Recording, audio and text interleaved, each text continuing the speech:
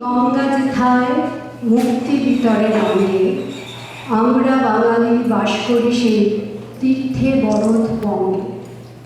আনুমানিক 4000 বছর আগে দ্রাবিড়, তিব্বতী ও ব্রহ্মদেশীয় উপজাতির লোক এসে আজকের বাংলা ও পূর্ব ভারতে বসবাস করতে শুরু করে। তারপর অনেক ইতিহাসের পর আজকের বাংলা ও বাঙালি। ভগবান বুদ্ধের সমকালীন বাংলার এক রাজকুমার বিজয় সিংহ রামায়ণের লঙ্কা জয় করে নাম রাখলেন সিংহ, যা আজকের শ্রীলঙ্কা।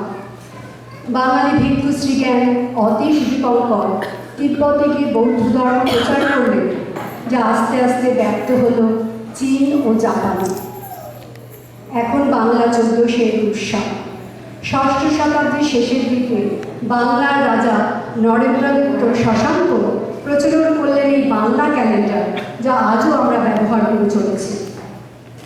1757 সালে পলাশীর যুদ্ধে বাংলার শেষ স্বাধীন রাজা সিরাজদৌল্লাকে হারিয়ে ইংরেজরা বাংলা শাসন করতে শুরু করল। তার 50 বছরের মধ্যে বাংলায় নবজাগরণ, বেঙ্গলি রেনেসাঁসের শুরু, যা চলেছিল রবীন্দ্রনাথ ঠাকুরের সময় পর্যন্ত। প্রায় একই সাথে নীল বিদ্রোহ থেকে শুরু হলো ইংরেজ শাসনের বিরুদ্ধে বাঙালির লড়াই। এই 200 বছরের অনেক স্বনামধন্য বাঙালি সাহিত্য, বিজ্ঞান, সমাজ সংস্কার, স্বাধীনতা সংগ্রামে কর্ণধার হয়ে বাংলা ও বাঙালির মুখ উজ্জ্বল করেছে। সেই মনীষীদের অন্যতম কয়েকজনকে নিয়ে আমাদের এই ছোট্ট বন্ধুদের আজকের পরিবেশনা আমরা বাঙালি।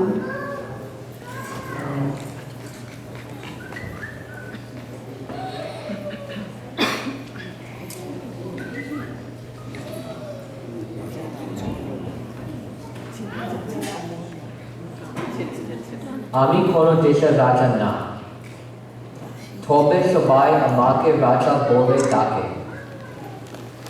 আমি সবসময় ভাবতাম কি করে সমাজে ভালো করা যায়। আমাকে ফাদার মডার্ন ইন্ডিয়া বলা হতো। আমি ব্রাহ্মণ বংশে জন্মেছিলাম, কিন্তু আমি হিন্দু ক্যাস্ট সিস্টেম মানতাম না। আমার চেষ্টায় সতীদাহ কাস্টম বন্ধ হয়েছিল। আমি চাইল্ড ম্যারেজ বন্ধ করার জন্য চেষ্টা করেছি। আমার সময় বাংলাতে হিন্দু মেয়েদের প্রপার্টি রাইটস ছিল না। আমি মেয়েদের সেই রাইটস দেবার জন্য চেষ্টা করেছি। যে বাংলা গদ্য লেখা আজ সবাই পড়েন, সে বাংলা লেখা আমাদের শুরু করা। আমি কলকাতার হিন্দু কলেজের একজন ফাউন্ডার, এখন সেটা প্রেসিডেন্সি কলেজ। ব্রহ্ম সমাজ আমাদের ধনী। বলুন তো আমি কে? রাজা রামমোহন।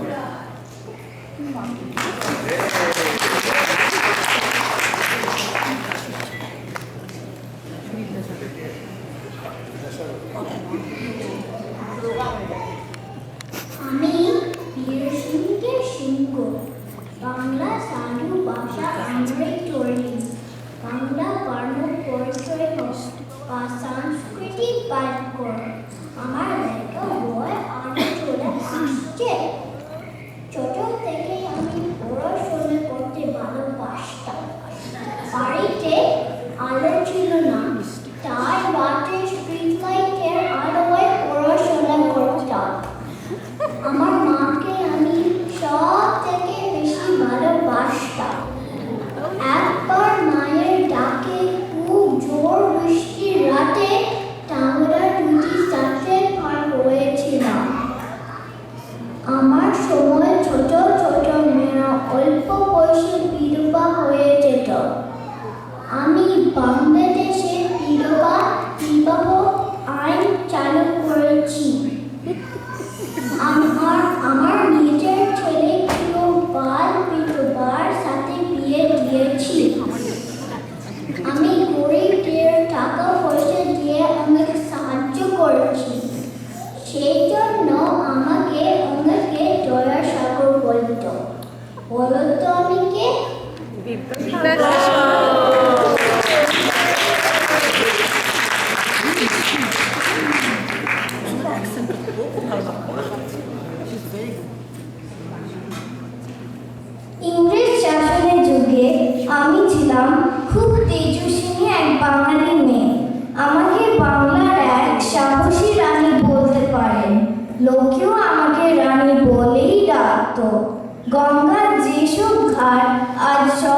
অচেনা, যেমন বাবুঘাট, আহিরতলা ঘাট, নিমতলা ঘাট সব আমার তৈরি করানো।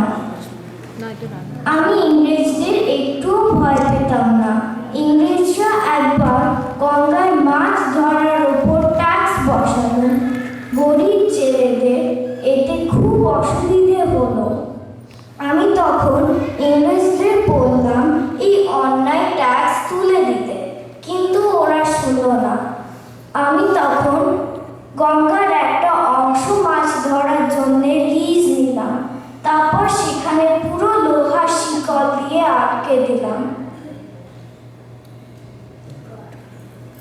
ইংরেজদের স্টিমার যাওয়া আটকে গেল। ইংরেজদের ব্যবসার ক্ষতি হতে লাগলো। ইংরেজরা তখন বাধ্য হয়ে মাছ ধরার ট্যাক্স তুলে নিল, আর আমিও শিকলগুলো সরিয়ে দিলাম। আমার অনেক টাকা পয়সা জমি ছিল। আমি অনেককে টাকা পয়সা দিয়ে সাহায্য করেছি। রবীন্দ্রনাথের দাদু দ্বারকানাথ যখন প্রথম বিদেশ যান, তার যাওয়ার টাকার ব্যবস্থা আমিই করেছিলাম। কলকাতার ন্যাশনাল লাইব্রেরি আর প্রেসিডেন্সি কলেজের অনেকটাই আমার দানের টাকায় তৈরি। দক্ষিণেশ্বরের কালী মন্দির আমারই তৈরি করানো। আমি এক পাগলা বামনকে এই কালী মন্দিরে পূজারি করেছিলাম, যাকে আপনারা রামকৃষ্ণ পরমহংস বলে জানেন। বলুন তো আমি কে? রানী রাসমণি।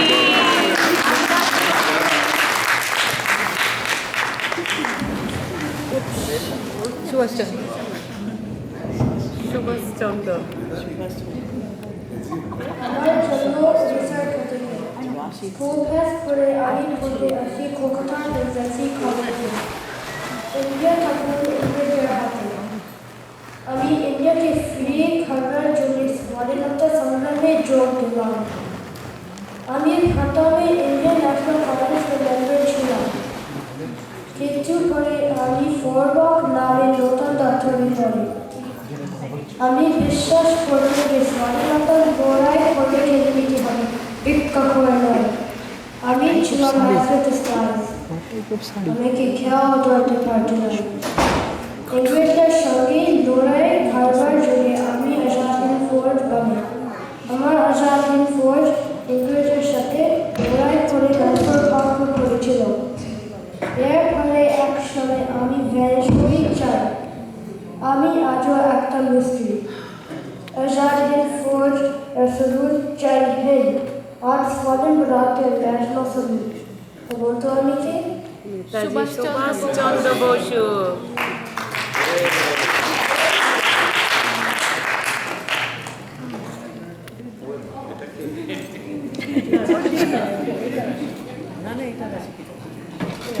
My God. Oh.